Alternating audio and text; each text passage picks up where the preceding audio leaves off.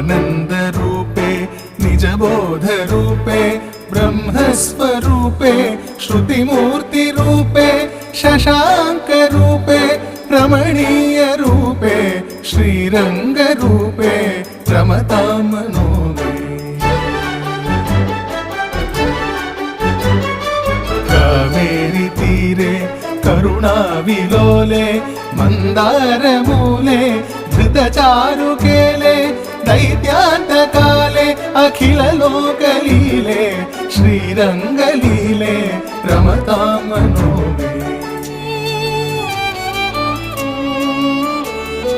लक्ष्मीनिवासे जगतां निवासे हृत्पद्मवासे रविबिम्बवासे कृपानिवासे गुणवृन्दवासे श्रीरङ्गवासे रमतां